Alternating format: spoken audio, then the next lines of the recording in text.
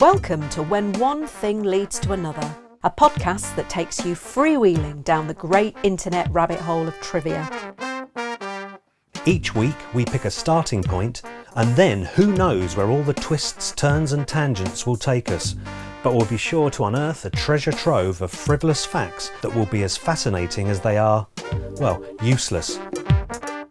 When One Thing Leads to Another is produced and presented by us, Helen and Bill Rich. Our theme music is by Justin Mitchell. This is Series 2, Episode 2. Lobotomies. I've been reading Bill Bryson's brilliant book called The Body. I've seen you thumbing through it, yeah. And there is a fascinating chapter on the brain. Okay. But a section that really appalled me was a bit about lobotomies. Okay. Various incidents and research had taken place in the mid to late 19th century to suggest that removing parts of the brain changed personalities. And then in the 1930s, it was a professor of neurology at the University of Lisbon in Portugal called Egas Moniz who decided to build on that research and began cutting the frontal lobes of schizophrenics to see if it might quiet their troubled minds. Right. And this was the invention of the frontal lobotomy. And patients generally did become less violent, but they also routinely suffered massive, irreversible loss of their personalities. Yeah, of course. Yeah, and he still received the Nobel Prize, though, in 1949. Good grief. What I'll say about lobotomies is I'd rather have a bottle in front of me than a frontal lobotomy. Oh, that's funny. That's a Tom Waits quote, isn't it? It is. That's just reminded me. I dreamt of Tom Waits last night. Did you? Yeah, I had a really lovely dream. He was doing lovely singing. And I said, why don't you always sing nicely like that? And what did he reply? He was very sweet about it. Was he? Yeah. Well, what weird. What am I dreaming of Tom Waits? Anyway, a fan of Moniz's work was an American doctor called Walter Jackson Freeman, who essentially spent 40 years travelling the country performing lobotomies. Good grief. And he essentially lobotomised anyone who was presented before him. And on one tour, he lobotomised 225 people in 12 days. What the actual hell? Yeah, and some of his patients were as young as 4. Good grief. Yeah. He would insert a standard household ice pick into the brain through the eye socket. What? Tap it through the skull bone with a hammer and then wriggle it vigorously to sever the neural connections. Oh, wow, that sounds like DIY. I don't know about surgery. This was all without gloves or surgical mask and in regular clothes. Good Oh, grief. and by the way, he was a psychiatrist, not a surgeon. Sorry, when was this? I think this was in the 50s. In the 1950s? Yeah. That is ridiculous, isn't it? 2/3 of his patients received no benefit or were worse off. Between 2% and 15% died. It's unclear, actually. It depends on what you read. But the bit that really interested me was that he also worked on Rosemary Kennedy, the sister of John F. Kennedy. Okay. She was 23 and described as vivacious, if a little headstrong, and perhaps prone to mood swings, like most of us. And she's reported to have had learning difficulties, although not severe. Right. And her father had her lobotomised without consulting his wife. Good grief. And the lobotomy pretty much destroyed her. And she spent the rest of her life in care homes with not only no personality, but unable to speak and incontinent. That is absolutely terrible, isn't it? I know, it's absolutely appalling. And Freeman continued to perform lobotomies well into his 70s, and he only retired in 1967. That's crazy, isn't it? That just goes to illustrate that us humans think we're so smart because, some bloke walked on the moon sometime and we invented computers. But we're still really quite thick. I mean, that's not that long ago. It's not that long ago, and it's medieval in its stupidity barbarism, and isn't it? and the barbaric nature of it is shocking. Yeah, poor Rosemary Kennedy, it was hushed up and swept under the carpet for fear of it affecting her siblings' political careers. Yeah.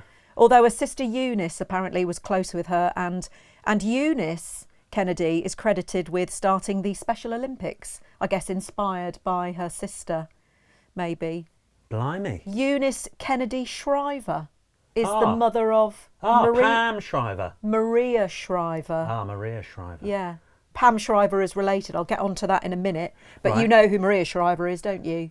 She's a journalist and she was a news anchor and, of course, former wife of Arnie Schwarzenegger. Oh, right, okay. Do you know, I had no idea that he was a Republican. I just assumed he was a Democrat because he was an actor, I suppose.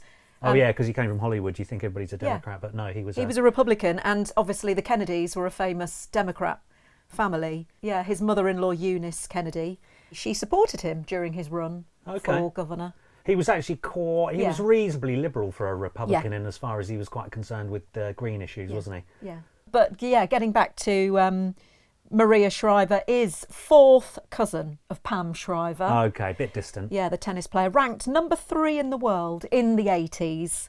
And she partnered with Martina Navratilova and won 79 doubles titles in her career. And get this, she was also married to... Go on. George Lazenby. Get out of town. Between 2002 and 2008. She was 40 and he would have been 63 when they married, no judgment. And they went on to have 3 children. Right, talking of George Lazenby, obviously most famous for playing the role of James Bond after Sean Connery left the role in 1968. And apparently Bond producer Albert R. Broccoli, that can't be right, is it Broccoli? Or is it? Well, it's broccoli. I mean, Broccoli. that's I know, it's a crazy surname, isn't it? That is a crazy surname. Anyway, he met Lazenby for the first time while they were getting their hair cut. Oh, right, so it's a chance encounter. It's a chance encounter at the same barber shop. I once had my hair cut, and in the chair next to me was the fella there from, what were they called? Not the Coldplay, the Scottish ones. Travis, there you go. Fran Healy. Fran Healy, and didn't he have the Hoxton shark invented on him or something like that? That's my claim to fame when it comes to haircuts. Anyway. He was a model, wasn't he, George Lazenby? You're absolutely right. And Broccoli later saw Lazenby in the Big Fry commercial, and he felt that he could possibly be a Bond. And he invited old Lazenby to do a screen test. Oh. Imagine that. You're advertising some sort of frying pan or something, and then you get the call to screen test for James Bond. I mean, that's one hell of a leap, is it not? Out of the frying pan and into the fire, maybe. And Lazenby dressed for the part by sporting several sartorial Bond elements, such as a Rolex Submariner wristwatch and a Savile Row suit. Right. And his position as the new Bond was consolidated when Lazenby accidentally punched a professional wrestler who was acting as stunt coordinator in the face. Oh, brilliant. And this impressed Broccoli with his ability to display aggression. And so he got the gig. How do you accidentally punch someone in the face? Oh, well, I guess it was a staged fight. Yeah. And then, the choreography went a bit and boom, in the face. That's what I'm taking from this particular story. I might be wrong. And Bond director Peter R. Hunt later said, quote, "We wanted someone who oozed sexual assurance, and we think this fellow has that. Just wait till the women see him on screen. I'm not saying he's an actor. There is a great deal of difference between an actor and a film star. Didn't they find Gary Cooper when he was an electrician?" Yes. He asked. Yeah. So, dear old Lazenby was probably picked more for his... aesthetic quality than his acting ability. The women will love him. And in July 1969, after making On Her Majesty's Secret Service, Lazenby returned home to Australia to see his parents. Oh, yeah. And Lazenby said he intended to make the next Bond film, which was to be The Man with the Golden Gun. However, by November 1969, Lazenby said he had no longer wished to play another Bond role, saying, quote, "The producers made me feel like I was mindless. They disregarded everything I suggested simply because I hadn't been in the film business like them for about 1,000 years, unquote. His co-star Diana Rigg was among many who commented on this decision. She said, "The role made Sean Connery a millionaire. It made Sean Connery. I truly don't know what's happening in George's mind." Yeah, well, they must have all been thinking, what? You're not going to do another Bond film? This is your golden ticket, mate. What are you doing? But Lazenby said, quote, "I much prefer being a car salesman to a stereotyped James Bond. My parents think I'm insane. Everybody thinks I'm insane. Yeah, I think you're insane. Yeah. And I bet he's full of regret because he never really did anything of note after that. No, he didn't. In 1973, Lazenby said he was flat broke when he went to Hong Kong to meet Bruce Lee and producer Raymond Chow. They ended up offering him $10,000, that's about $61,000 today, to appear in a film with Lee, which was going to be the Golden Harvest film, Game of Death. Right, so he had a little So it looked chance. so he had a little chance there. He was given a bit of a break. However, this collapsed after Lee's sudden death. Oh.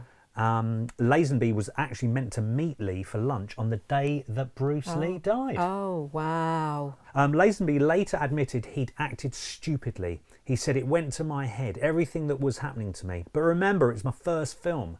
Now what I've got to do is live down my past, convince people I'm not the same person who made a fool of himself all those years ago. I can do it. All I need is the chance." Oh, wow. So he did live to regret it. That smacks of regret, doesn't it? I think there's a lesson there to remain humble, maybe. Remain Humility. humble and more importantly, if you're offered the role of James Bond, I would probably think about taking it. Yeah. In 1978, Lazenby took out an advertisement in Variety offering himself for acting work. Oh, that's embarrassing, Which isn't it? is a bit desperate, isn't it? I mean, what a position to find yourself in, being Yeah. a former Bond and then having to actually put an advert in Variety magazine. His agent, Ronan O'Rahilly, had a lot to do with him leaving the James Bond franchise, as he said that the secret agent would be archaic in the liberated 1970s. Oh, wow. Little did he know. I mean, talk about getting it wrong. Yeah, that is what one might describe as a bum steer. And continuing with Ronan O'Rahilly, O'Rahilly was a mover and a shaker, moving from County Louth in Ireland to London in 1957 and running a nightclub in Soho called Scene, where, interestingly, in 1963 the Rolling Stones played, and Alan Price of the Animals said of O'Rahilly, quote, "Ronan knew how things were done. He was very hip, he really fancied himself, but he had a lot of get up and go and verve, and he helped to launch the Animals." Now speaking of the Animals, actually, may I interject? You may, please do. So, the Animals, formed in 1962 by Alan Price. I've been reading a lot about him and his career, largely because we watched Don't Look Back, the Bob Dylan film. We did. Recently. The Pennebaker film, Yeah, and Alan Price is in it being a bit pissed and awkward and embarrassing, isn't he, really? Oh, I quite like him, but I do see what you mean. Yeah. He'd left the Animals at that point. That's right. In 65 due to artistic differences. And he says a fear of flying. Oh. Yeah, and he went on to form the Alan Price set, who were equally as successful as the Animals. And Eric Burdon, the singer from the Animals, carried on with Eric Burdon and the Animals, which consisted of some old and new faces, one of whom being Andy Summers. Good grief. From the Police, yeah, who joined in 1968. In 1968? Yeah. I thought this was really interesting as well. So by 1968, Eric Burdon and the Animals had also split. Okay.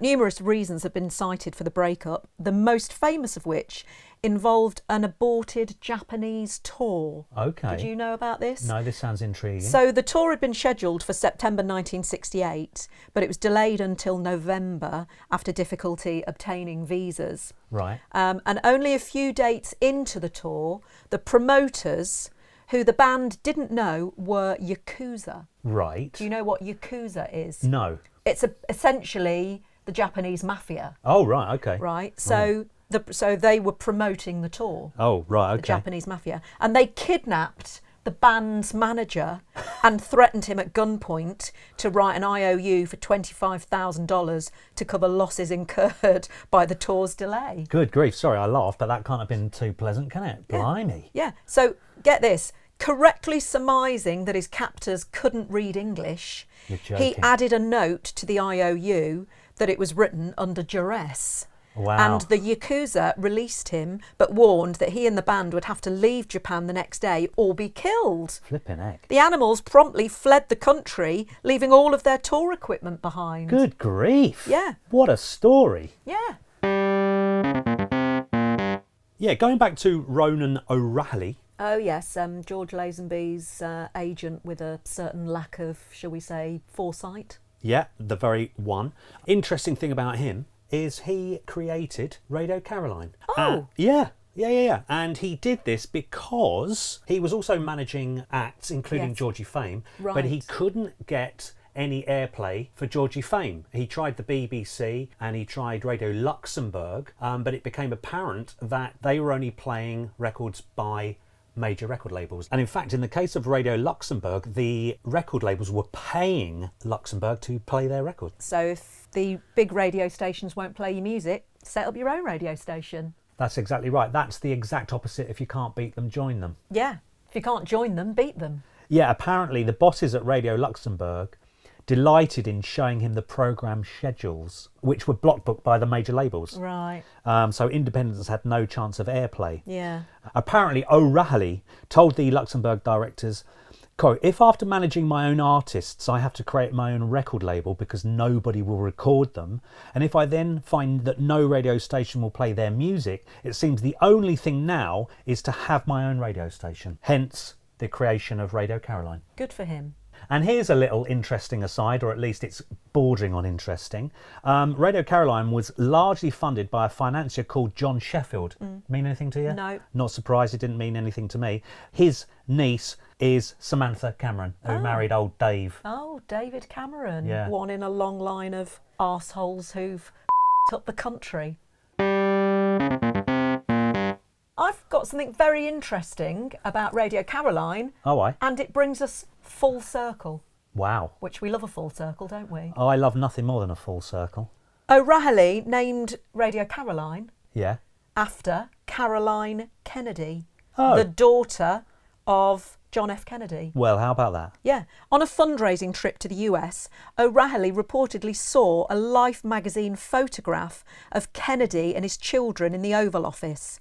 And in the photo, Caroline Kennedy and her brother John F. Kennedy Jr. are apparently dancing in the Oval Office as their father looks on, an activity which O'Rahilly reportedly interpreted as a playful, jovial disruption of government. And this was exactly the image he wanted for his station. And there we have it. We're right back to where we began, sort of, with the Kennedys. With Rosenberry Kennedy getting lobotomised. Yeah, full circle. Full circle. I think that's a good place to leave it.